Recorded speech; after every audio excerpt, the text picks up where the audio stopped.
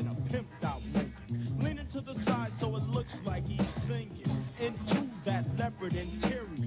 This brother think Ice Cube. I'm Barbara Nevins, your host on Talk Live, and I'm talking with Ice Cube now.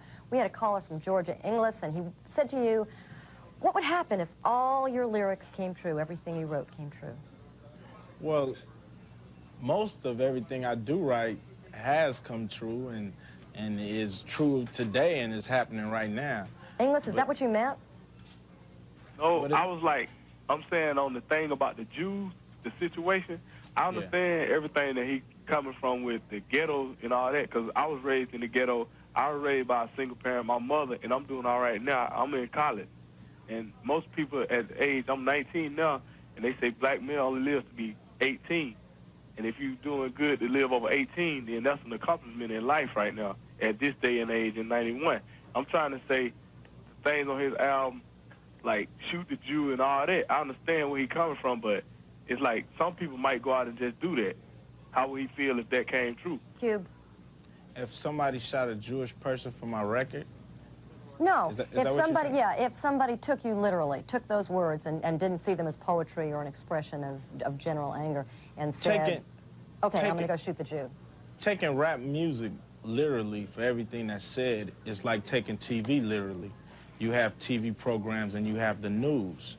With rap music, you have the same thing. Of course, the TV programs are in most parts fiction, and the news is real. And with my record, you have both. You have the news and you have the fictional things that happen, and that's a part of life in a lot of cases.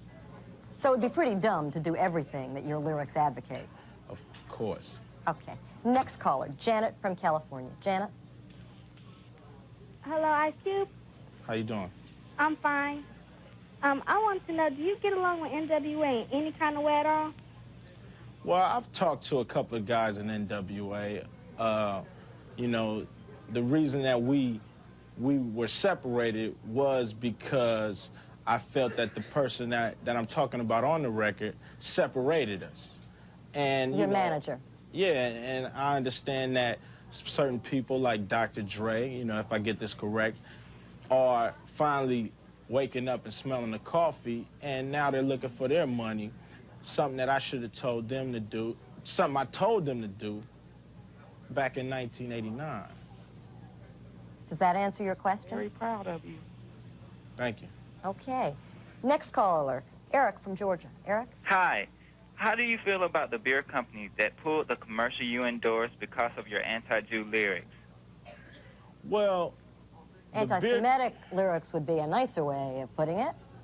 Well, the lyrics aren't really anti-Semitic, and I can't understand, you know, I listen to people like the Simon Wiesenthal and Rabbi Cooper, and am I getting this wrong? Are they saying that they condone what Jerry Heller or some of these other people have done to me? Do they say that it's all right for Jewish managers to get young black kids with talent off the street without without lawyers and without people that was helping me in my benefit to make records?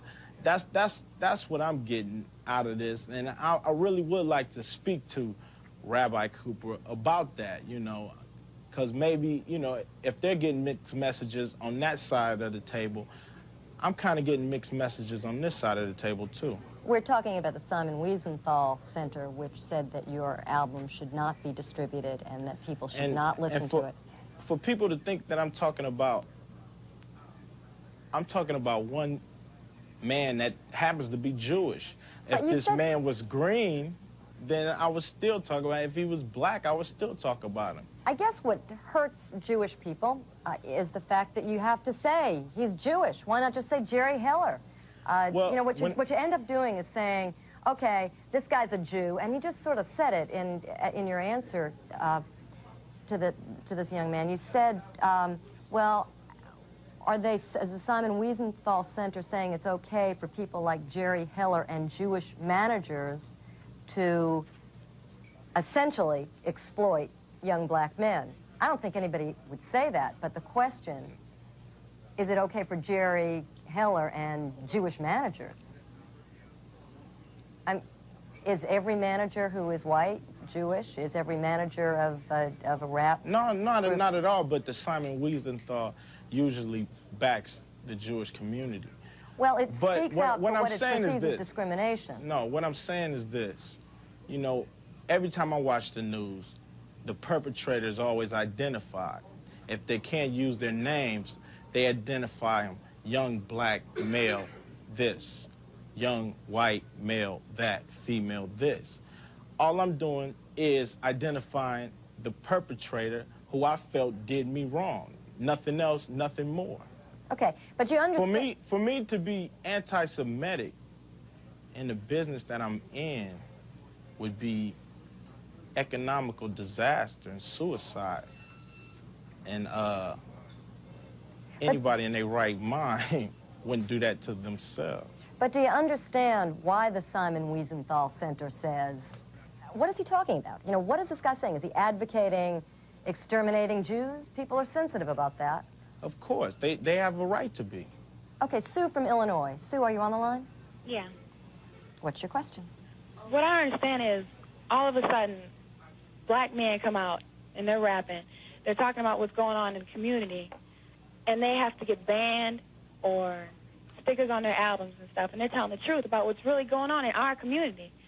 But a long time ago, heavy metal, you know, like people would rap or talk about stuff, killing themselves, killing other people in their music, and nothing was done about it.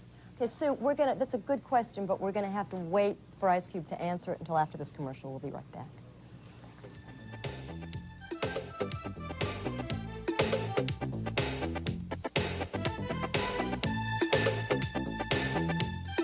Feel dumb cause you're caught in the dark. You little nothing mad. Raise up, cause you can't have it back.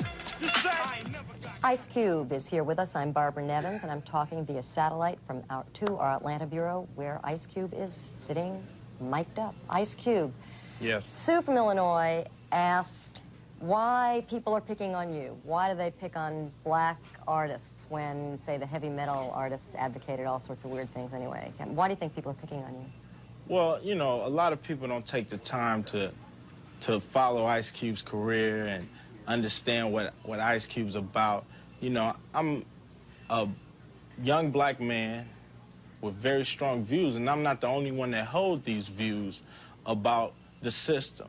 I'm made in America, and what happens is they like to call me racist, but in fact, I'm the victim of racism. I'm just reacting to the system's racism, and how could you justify by calling me a racist when I'm just a victim?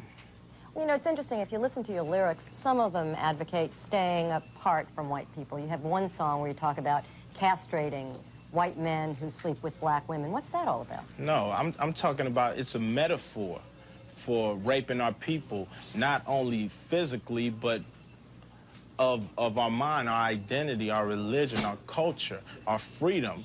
That's what it is. And when I say that 400 years ago, Uncle Sam went over and raped the motherland, Africa, of their people, that's what I call rape. You know, I have trouble because I see the anger out there. I feel the anger directed at me as a white person. You Very see, specifically. Excuse me, you see the anger, but you don't understand the anger. That's the problem. Okay. People don't take time. People think that, you know, the 60s, that we got all the rights that we need and everything is all right. No, you can't give me a wound and just throw a Band-Aid over it. You got to heal the wound, and then we're able to stand as brothers.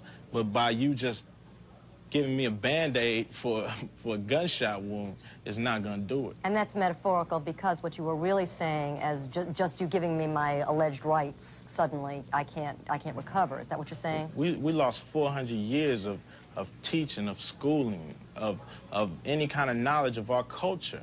And we're right now in the process of getting that back through rap music. Okay, Cube, let's just go forward with that. Let's just take it to the next step possible. Let's say I understand.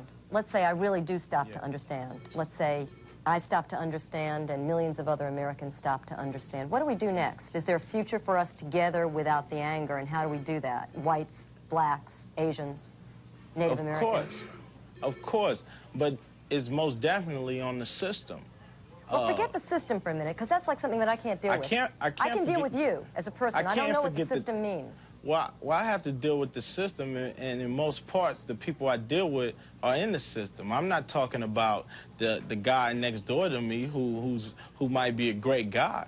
You know, I'm not angry with that person. Anybody that's down with the struggle and with what Ice Cube is trying to get out and trying to make people listen and understand our hurt, our pain, our cries, I'm down with that.